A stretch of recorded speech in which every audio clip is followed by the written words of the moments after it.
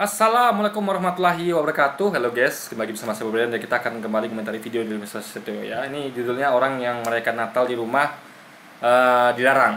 Ini video kalau salah ini di Bogor guys. Ini baru video ini baru nih. Kalau video yang tadi itu ya, yang sebelum ini ya, yang di Sulawesi itu video bulan April. Ini mungkin baru ini, kayaknya baru gitu kan. Nah, ya barulah. Saya baru coba cerita juga. Jadi gini, makanya Anda tuh setiap melihat video seperti ini, Anda langsung cari beritanya, gitu kan, biar jelas semuanya.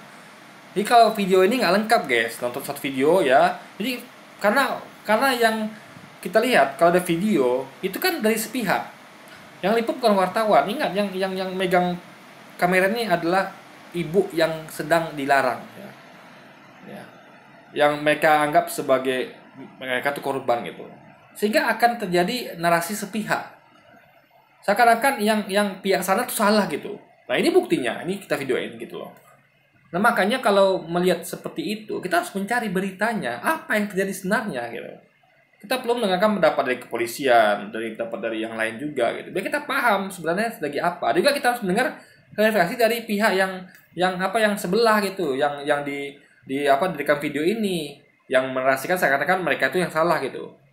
Ya kan? Baru ada paham nanti. Nah, itu sudah saya lakukan sehingga saya tahu paham masalahnya. Ya kan? Nah, kita sekarang akan tonton videonya, guys. Baru akan kita komentari. Boleh. 4 jam lah. Luar biasa ya. Tidak punya KTP dia. Udah lari dia. Tuhan kita beda apa ya? Udah lari. Mana siapa tadi nih? Tadi yang sana udah kuiniin. Nih. Mana kalau posisi Ini ada keamanan. Diusir. Gimana Pak rasanya Pak? Mana tadi bapak yang tadi tuh? Kami Natalan loh Pak. Itu katanya gimana kalau di masjid, Pak? Kalau kami larang di masjid, gimana rasanya, Pak? Nah, ini satu udah jelas satu nampak salahnya, guys. Ini bukan masjid ya, ini perumahan, ini di rumah loh. Kok larinya ke masjid? Jadi yang ngomong itu, gimana kalau Bapak dilarang ibadah di masjid? Udah nggak nyambung, guys, narasinya, guys. Ya kita sambung lagi. Ini udah banyak ini apa? Kalian kumpulkan aja lah. Kayak kalian aja masuk surga. Lihat nanti di neraka itu. Mana?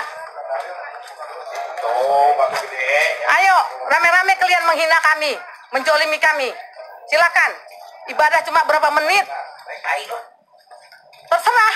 Ngomong, Pak. Ini merasa terhina atau zalimi, ibadah cuma beberapa menit gitu.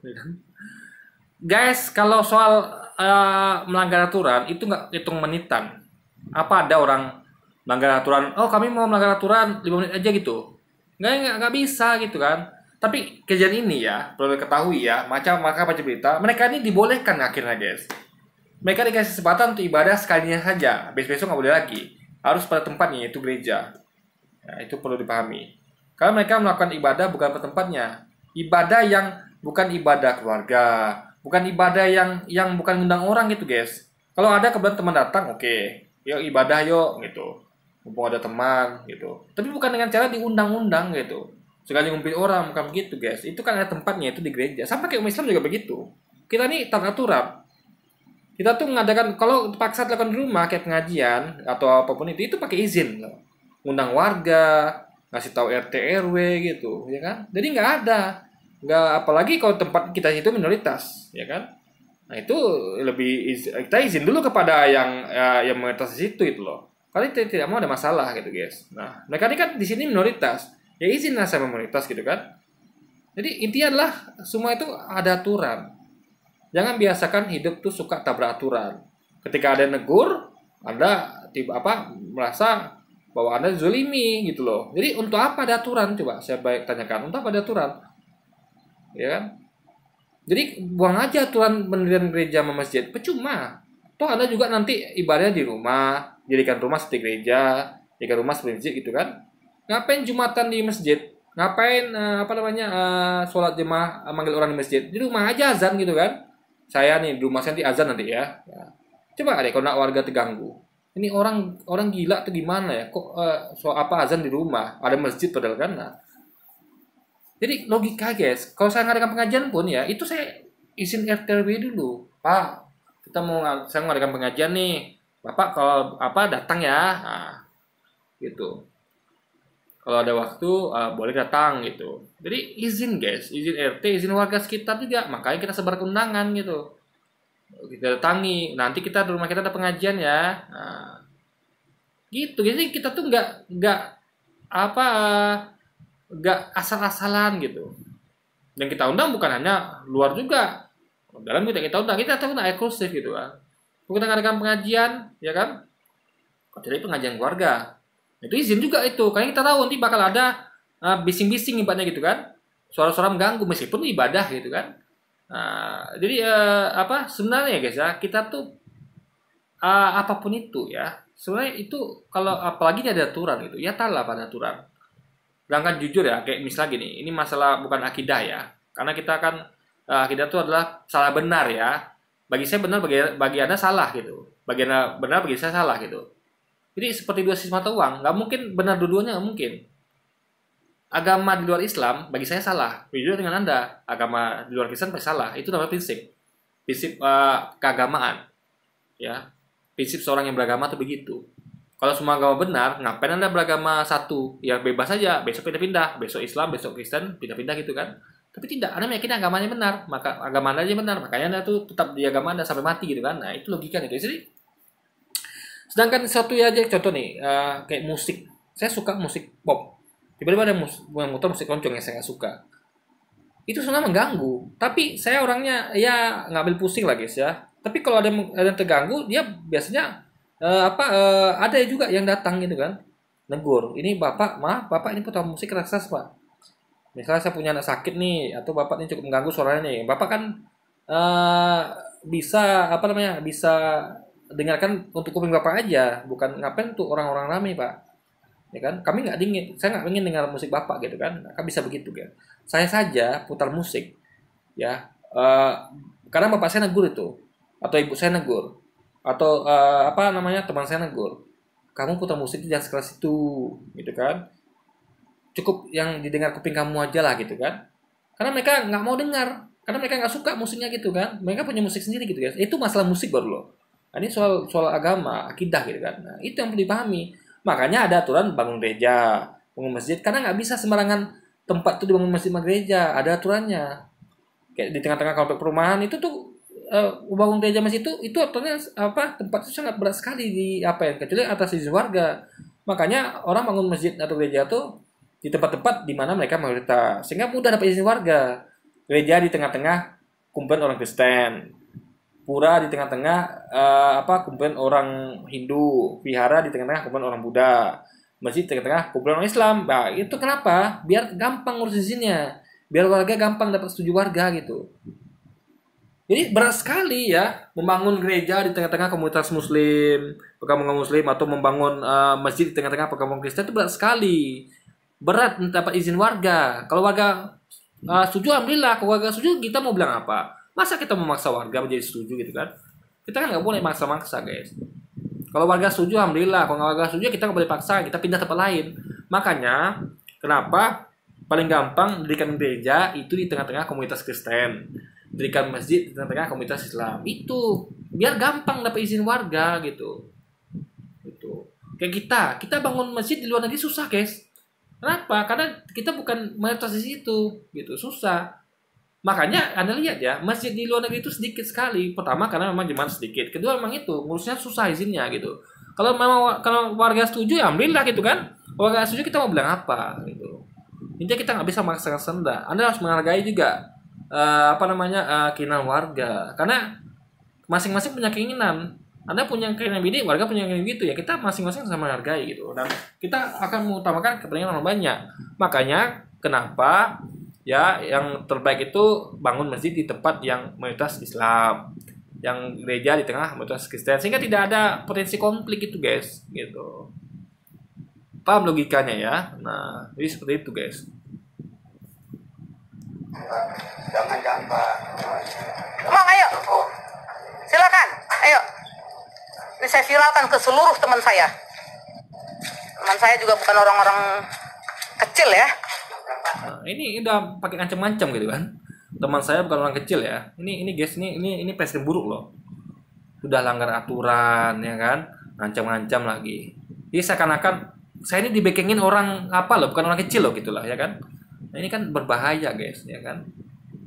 Jadi kalau gitu nanti gini loh, orang yang kayak misalnya adalah orang yang Anggaplah jadi pada orang Islam ya.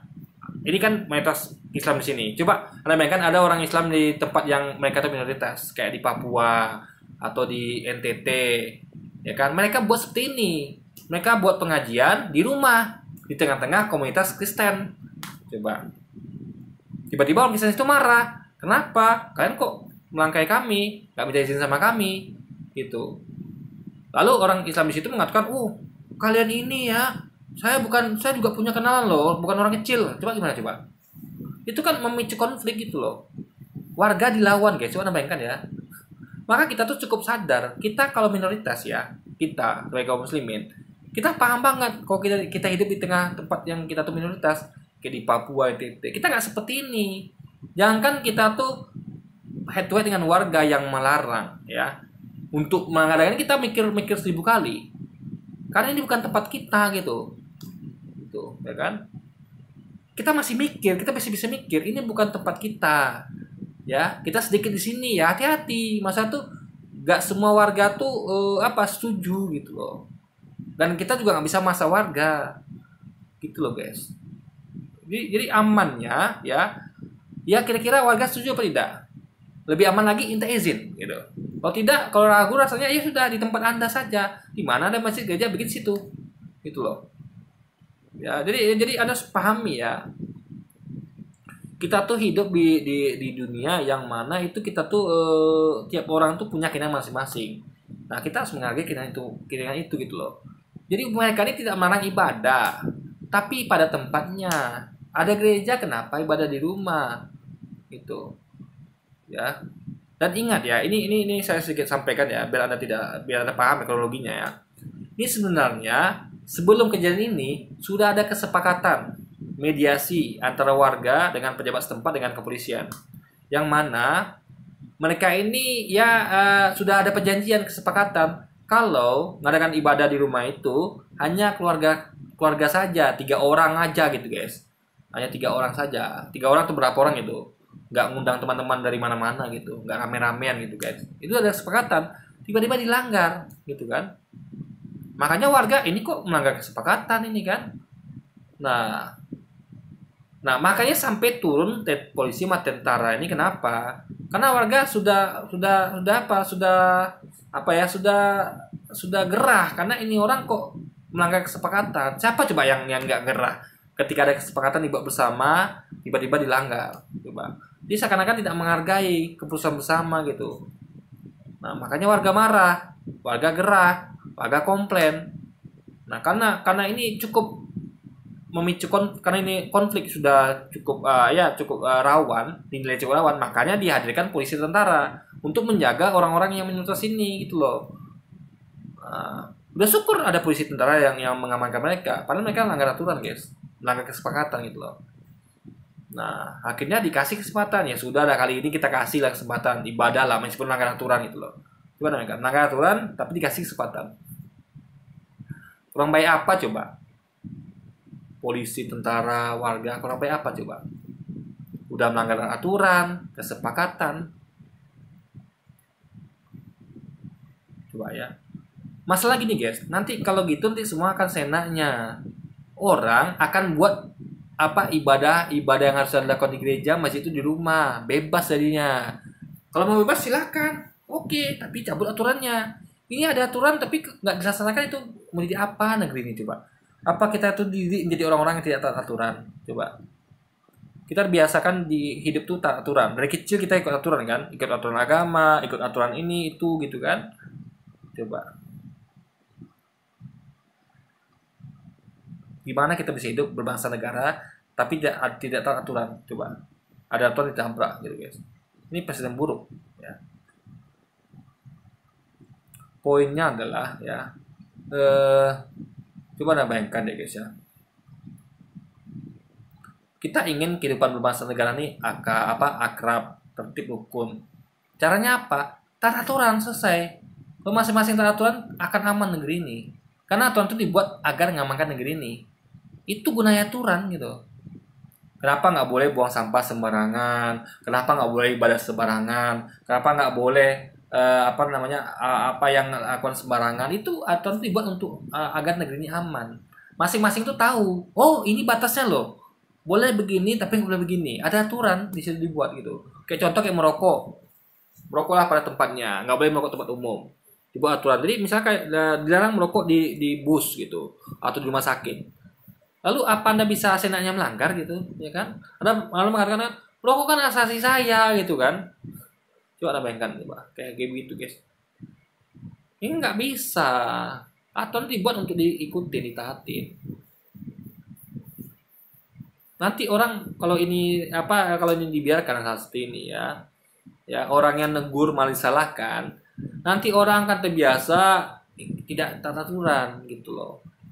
Untuk apa ada izin bangun masjid gereja, toh di rumah juga bisa dijadikan gereja gitu, bebas guys, Texas gitu kan.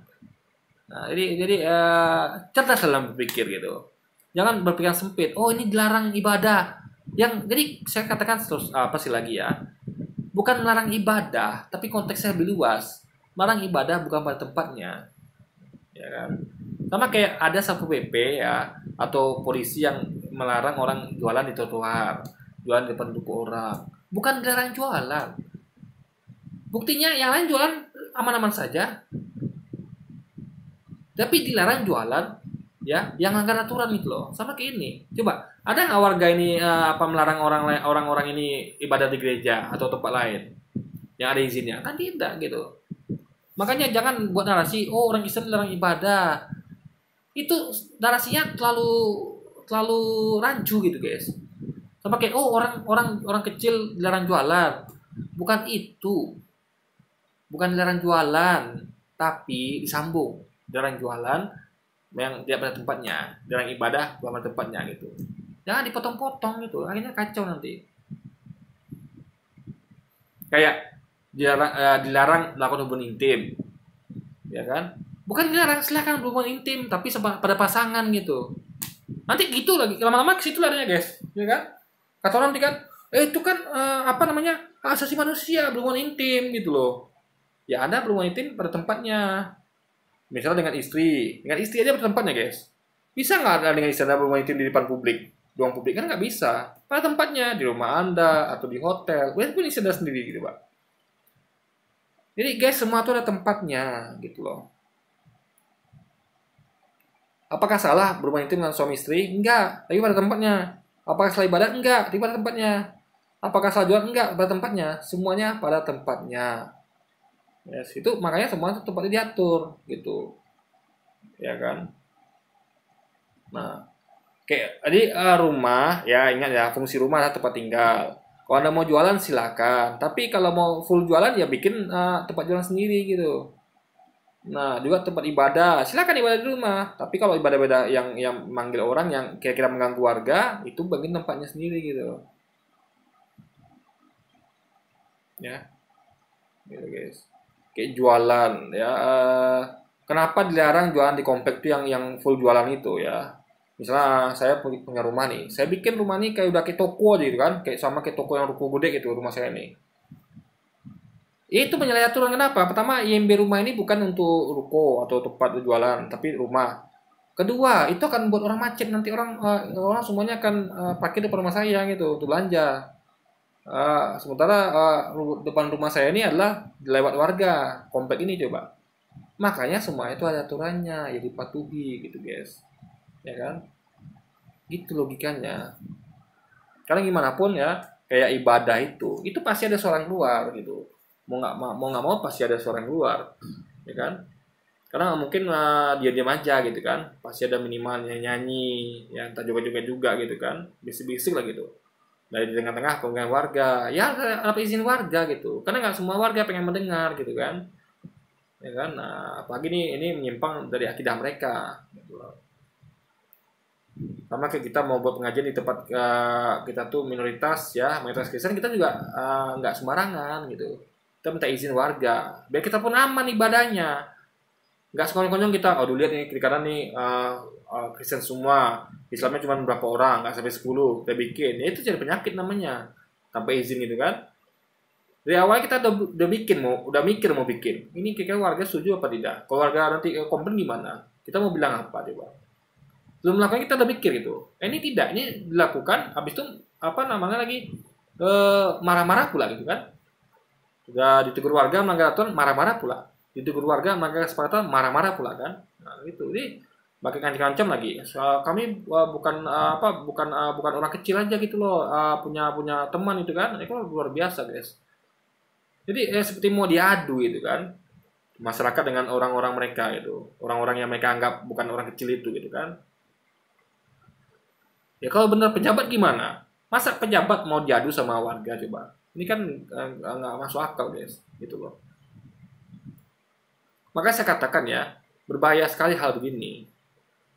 Jadi nanti orang itu akan seenak-enaknya melanggar aturan. Oh, saya punya backing kok, backing saya pejabat atau backing saya orang-orang penting gitu kan? Kan kacau, coba guys. Harusnya kalau kalau tidak taat aturan itu harusnya malu, gitu loh. Bukan malah memvideokan. Ya kan? Seakan-akan tidak ada rasa malu, guys. Kita yang tidak taat aturan, kita langgar aturan, kita yang malu harusnya. Gitu. Harusnya yang videokan itu warga harusnya. Ya, narasinya apa? Ini ada ibadah di rumah jadikan gereja. Pan ini rumah bukan gereja, izinnya nggak ada, gitu guys. Ini warga merasa terganggu. Kenapa? Karena mereka ibadah itu pasti ada keluar suara. Yang warga tuh belum tentu pengen dengar. Karena ini beda akidah gitu loh. Sedangkan lagi beda akidah, suara beda akidah gitu ya. Ya musik aja itu cukup mengganggu gitu loh. Kayak pernikahan. Anda tahu ya, pernikahan itu ada musiknya ya. Pernikahan.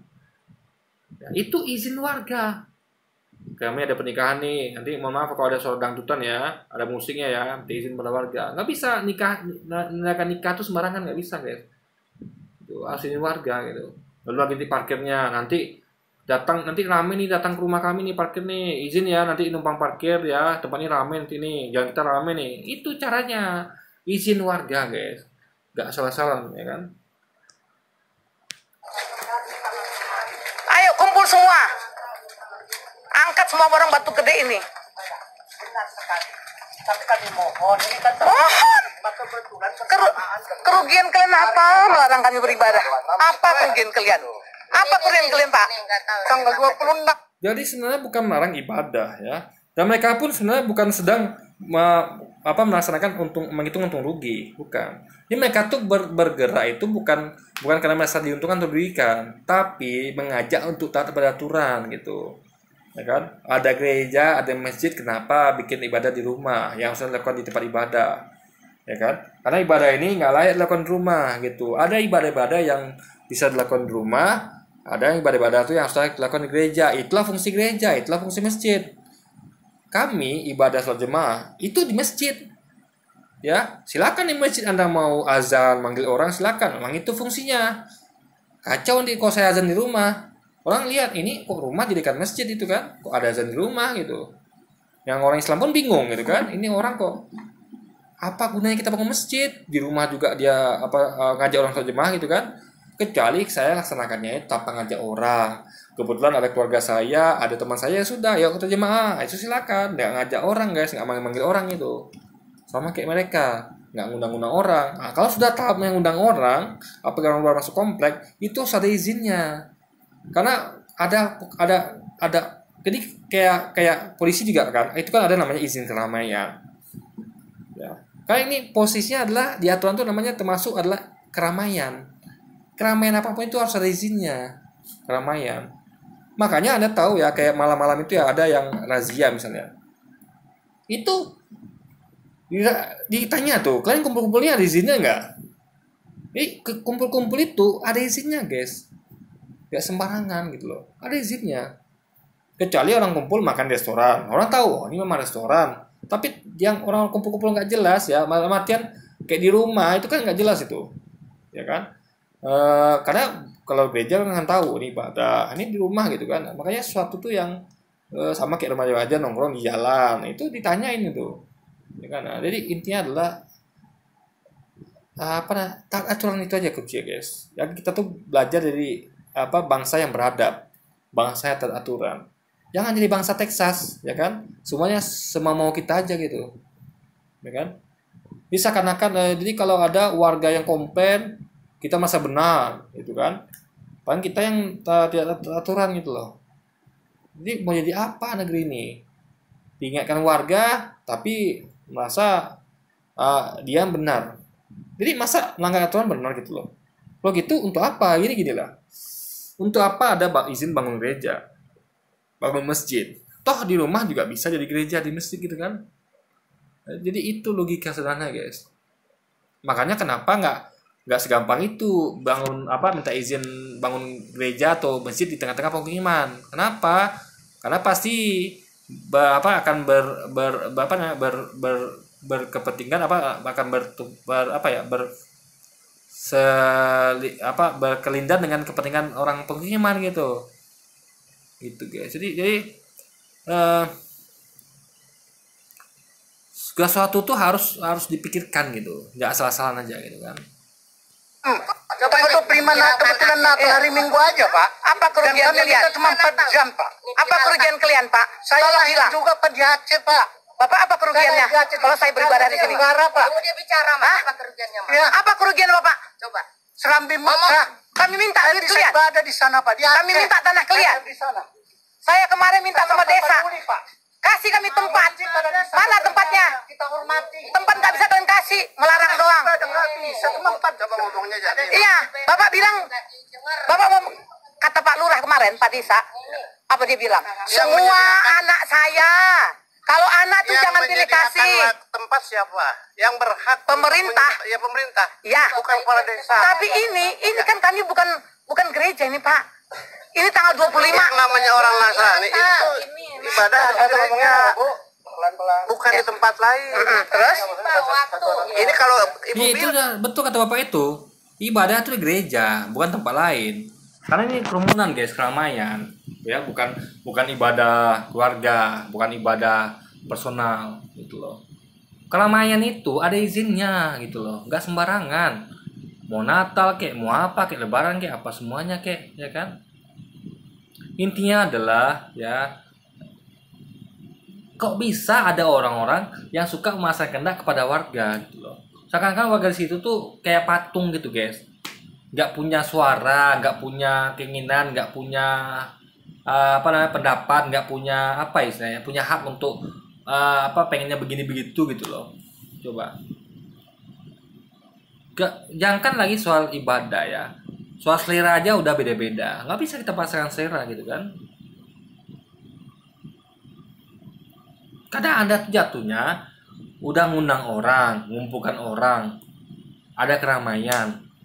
Itu intinya. Kalau memang datang ke rumah, ada orang datang ke rumah, yuk kita ibadah, yuk dalam artian hanya sekelincir orang, tidak mengganggu, ya silakan gitu. Ya kan?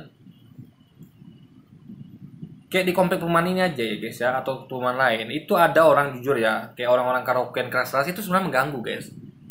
Ya kan, mengganggu sebenarnya. Kita pengen ada aturan yang menegakkan itu. Gak boleh ribut-ribut, kalau putar musik itu jangan kencang-kencang, jangan ganggu warga sekitar. Tapi sayangnya di tempat kita ini tidak aturan seperti itu. Dia orang bebas. Nah itu orang juga nggak bisa itu. Kita nggak bisa datangi orang itu. Ibu ini kenapa putar musik keras-keras ini, sakit telinga saya. Nggak bisa guys. Kenapa? Aturannya nggak ada. Nah tapi kok ini ada aturannya gitu loh. Nah kalau mau buat kayak gitu ya cabut aturannya, bebas semuanya. Yuk kita cabut aturan kalau mau gitu ya, cabut aturan. Di mana-mana boleh ibadah. Dalam artian ibadah yang undang orang ya, yang rame-rame, bukan ibadah sendiri. Jangan ada samakan pula, nanti ada orang yang keblinger ya, yang makan dengan orang sholat di jalan. Itu kan tidak ngundang orang, tidak kalaupun ngundang orang itu kan ada izinnya gitu loh. Izin keramaian namanya guys, jadi nggak sembarangan gitu loh, ada aturannya gitu loh. Ini warga-warga ini nggak bodoh mereka guys ya, mereka cerdas, mereka tahu ada aturan yang dilanggar, maka mereka tuh bergerak gitu. Kalau mereka tidak bergerak, nanti kita akan terbiasa jadi bangsa yang dengan gampang melanggar aturan. Ada aturan kesepakatan kita langgar, gitu terus nanti. Akhirnya aturan itu tidak ada gunanya lagi, tidak punya power lagi aturan itu. Nah warga ini berusaha untuk menegakkan aturan itu agar aturan itu masih punya power gitu, masih dipandang. Ya, kenapa? Karena orang-orang yang melanggar aturan akan selalu diingatkan, akan ditegur gitu guys. Nah itu cara membuat ada aturan itu tetap punya power, punya roh gitu. Kalau dibiarkan nanti orang kan senangnya melanggar aturan semuanya, guys. Gitu. Kan? Sama kayak contoh kayak ada aturan misalnya kayak apa namanya? Apa ya? Kayak tidak boleh melanggar lalu lintas. Coba ada bayangkan ya, kalau warga semua nggak peduli. Nanti orang yang melanggar lalu lintas ya aja dia. Coba. Dan banyak kejadian di tempat kita ini, banyak kejadian orang melanggar lalu lintas. Misalnya kayak lampu lalu lintas nih. Harusnya kan berdirinya itu kan motor atau mobil itu kan harusnya di belakang garis marka itu kan. Garis lalu lintas itu. Tapi banyak warga tuh yang di tengah-tengah melewati marka. Orang nyebrang bingung aja guys, orang nyebrang. Nah itu kejadian. Saya tiap hari nih pulang pergi di rumah ini ke kota ya. Tempat saya ini kan di luar kota kabupaten gitu. Saya melihat pemandangan itu. Dia hampir siap simpang. Masyarakat tidak teraturan. Kenapa? Karena semuanya diam. Tidak ada yang mengingatkan, Bapak, ini Bapak ini salah nih melanggar aturan nih. Mundur Pak. Tidak boleh melintasi marka jalan. Karena polisinya pun cuek gitu. Entah mungkin kita bukan masuk apa ya. Kita bukan nuduh polisi. Mungkin polisi lagi sibuk karena banyak kerjaan juga. Bukan ngurus itu aja. Harusnya sesama warga ingatkan. Tapi apa yang terjadi? Warga semua cuek. Gak ada yang saling ingatkan. Akhirnya bebas akhirnya kan. Padahal itu ada aturannya. Ada aturannya guys. Gitu. Gak boleh melewati marka jalan orang nyebrang itu gak boleh. Tapi dilanggar aturannya. Dan menjadi kebiasaan. Kenapa? Gak ada yang negur. Nah, Anda mau hidup negeri kita seperti itu. Nah, makanya jangan heran orang mengatakan Indonesia itu orang-orangnya yang gak taat aturan. Ya kita yang membuat itu sendiri. Kita itu kita yang bentuk sendiri. Ya, ada lampu merah dilanggar. Ada ibadah yang harusnya pakai izin gak pakai izin. Ada yang rumah jadikan gereja tanpa izin. Itu yang bikin kita tuh dicap jadi bangsa yang tidak taat aturan. Ya. Nanti iri lagi sama Jepang. Oh, Jepang tuh taat aturan, lampu merah itu nggak dilanggar, ya kan? Ini itu pada aturan gitu kan, disiplin. Ya kita yang buat diri kita tuh jauh dari Jepang gitu. Ya kan? Jadilah bangsa yang taat aturan. Jangan seperti ini. Ini memalukan, guys. Pakai ngancem-ngancem lagi. Saya bukan teman, saya bukan orang kecil gitu kan. Jadi masyarakat tuh mau diadu sama backingnya dia gitu. Ini sangat menyedihkan sekali gitu kan. Jadi sama kayak misalnya kayak di orang lalu lintas kan. Ibu, bapak ini lalu lintas ini. Bapak ini kok lewati marka jalan ini. Ya kan? Ini harusnya di belakang jalan ini. Jadi tiba-tiba kan, oh kamu. Nanti saya teman saya bukan, saya viralkan loh, teman saya bukan orang kecil loh, gimana coba? Tiba-tiba di teleponnya temannya, entah Kapolda, entah Kapolres. Oh Pak, ini ada orang atau siapa gitu kan, anggota DPR. Akhirnya diadu lah orang yang negur tadi dengan anggota DPR atau siapa gitu kan. Ini kan sangat miris guys, ya kan? Dia yang salah, yang tidak aturan orang pula yang negur yang disalahin, yang ancam-ancam gitu kan. Ini sangat, ini Anda kalau cerdas akan ngerti maksud saya ya, akan ngerti Anda. Jadi kalau ada tuh tidak berpikiran cerdas, ya kan? Ini bukan gereja, berarti Ibu nggak sah ibadah di sini. Nggak masalah. Soal sah. Bapak mau sah atau enggak? Tuhan kami yang tahu, Pak. Nah, ini pun ibunya salah paham ya. Bukan nggak sah ibadahnya, nggak sah di mata hukum, ya. Karena nggak taat aturan, langgar aturan, nggak sah. Maksudnya itu bukan nggak sah di mata Tuhan. Itu makanya ibunya nggak paham bahasa orang. Komunikasi warga aja ibunya nggak beres gitu kan. Maksud bapak ini ya, bagi ada juga nonton video ini ya, teman-teman Kristen ya biar paham ya. Maksud bapaknya adalah orang yang tidak taat aturan itu nggak sah melakukan kegiatan di situ, gitu loh. Sampai kayak orang itu kumpul-kumpul rame-rame tapi nggak ada izin, itu nggak sah secara aturan. Bukan nggak sah ibadahnya, paham nggak? Dan saya tanya juga ya, apa bisa ibadah itu dilakukan dengan melanggar aturan coba berselisih dengan orang, bisa nggak? Saya rasa juga nggak bisa. Kita tuh kan ibadah tuh nyari tenang, nyaman. Ya carilah tempat atau ya intinya adalah jangan ada konflik lah gitu kan. Apalagi sampai melanggar aturan gitu kan. Nah jadi ya kalau caranya baik ya hasilnya juga akan baik hasilnya. Tapi kalau caranya seperti ini gimana coba dengan cara melanggar aturan gitu kan? Ini keberatan. Sekarang ruginya Bapak apa? Apa Bapak ruginya? Hari Natal loh Pak. Apa Bapak ruginya? Lepas dari hari Natal hari. Iya, Bapak ruginya apa? Saya juga lahir di Aceh, Pak. Saya paham benar, saya punya ustaz, saya punya haji. Iya, saya juga diucapkan. Itu bantu gede, Pak. Iya. Apa Bapak ruginya? Bukan masalah Enggak, Bapak ruginya. di sana, Pak. Ruginya Bapak apa? Bicara untung dan rugi. Bukan, kami nggak ada urusan sama Bapak. Kami cuma ibadah 4 jam, Pak. 4 jam. Dan ini Tapi sebenarnya gini, kalau kita mau bicara untung rugi ya, kalau mau jujur, kita rugi sebagai bangsa. Kenapa? Karena kita akan membiasakan menjadi bangsa yang tidak taat aturan. Udah ada aturan dibuat supaya ibadah pada tempatnya, kecuali ibadah pribadi atau keluarga, dibuatlah ibadah sembarangan. Yang bukan ibadah yang bisa dilakukan di rumah, lakukan di rumah, guys. Gitu loh. Oh gitu, nanti setiap orang akan azan. Saya akan azan. Bisa nggak saya azan di rumah saya ini? Manggil orang sholat. Ini nggak bisa, pagi pakai tua. Nggak bisa, harus di masjid mau sholat. Gitu loh. Kalau saya azan di rumah ini, ya kan, mengganggu orang, ya kan? Karena azan itu pasti ganggu orang, karena manggil orang. Makanya perlu izin. Ya, kayak ramean itu ganggu orang, guys. Ramean itu ganggu orang, makanya ada izin gitu. Karena orang kalau rame-rame, kadang orang tuh merasa nggak nyaman gitu kan. Kalau rame-ramenya ini apa sesuatu yang tidak sesuai dengan mereka. Ya, kayak ada orang yang ibadah Islam, akidah Islam, rame-ramenya ibadah Kristen, atau orang yang sukanya lagu pop yang nyanyi sebelahnya orang keroncong gitu kan. Jadi itu ada aturannya gitu. Jadi melanggar aturan keramaian, ya kan. Izin warga juga ini, kesepakatan juga dilanggar, karena sebelumnya sepakat itu boleh ibadah di rumah itu tapi hanya keluarga saja, tidak boleh lebih 3 orang. Kalau saya nggak salah baca kesepakatan itu ya. Anda makanya baca berita. Makanya Luis ini ya, ketika dia membuat sebuah video konten, kita nggak bisa, Anda bisa nonton video itu lalu ada tim mentah-mentah, nggak bisa. Sama kayak gini. Ada kayak kejadian misalnya kayak ya ada orang yang dikejar-kejar gitu kan, dikejar-kejar lalu orang ini orang ini adalah ya diikat tangannya, dibawa ke suatu tempat.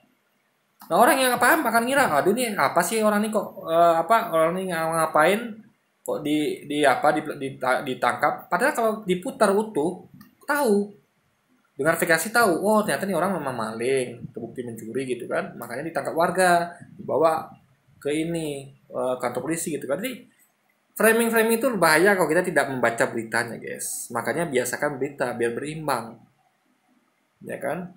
Jadi bahaya kalau ada video-video begini, tapi Anda tuh tidak melihat berita yang ada di belakangnya gitu. Bahwa sebenarnya terjadi pelanggaran aturan, ya, dan itu tidak boleh kita biarkan, dalam artian minimal Anda tuh jangan seperti inilah gitu kan. Harusnya ada rasa malu lah melanggar aturan. Bukan malah ngelunjak, malah memviralkan. Padahal jadi orang tuh jadi tahu kalau Anda tuh memang nggak mau diatur gitu, ya kan. Memang suka hobinya melanggar aturan gitu kan.